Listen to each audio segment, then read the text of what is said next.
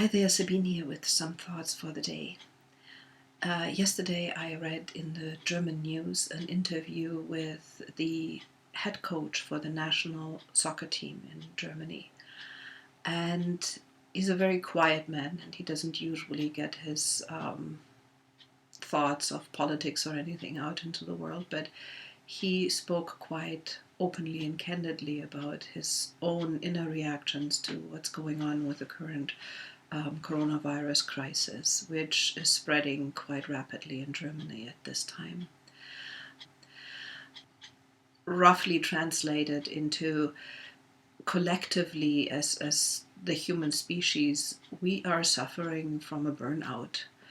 And he spoke about how the last years and decades of, higher, faster, more competitive and so forth have kind of led to this place of really feeling burned out and having lost sight of what's really I I talk a lot about burnout with my supervisees because in our profession that is one of the things to be aware of and to work against. And I think he's right. I think as a species we've been kind of moving towards burnout over the last few years. And the most important things to counter burnout in an individual, when I speak to my supervisees, is rest, decent food, and doing something that feeds the soul.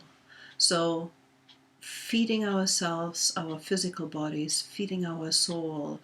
I will add to that too, feeding our spirit. And that can be a religious practice or a meditation practice. It can be a deep study of deep texts, new topics, new ideas that lift us out over and beyond ourselves.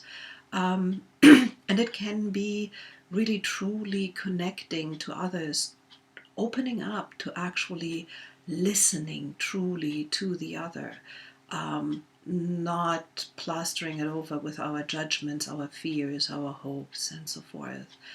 Kind of giving of ourselves without requesting back, but being open to receiving back too. Anyways, I really, that sentence really stuck with me. So, just a reminder, during this time, the weekend is coming, just really try to look into what is it that you can do and need to do for yourself to help counter that collective sense of burnout that has been there for so long. And that, is not necessarily helped by the amount of anxiety that is around right now. So doing things that decrease the anxiety will be helpful too. I hope you have a safe weekend. Be safe, be well, and I'll be back. Check back in. Have a nice day. Goodbye.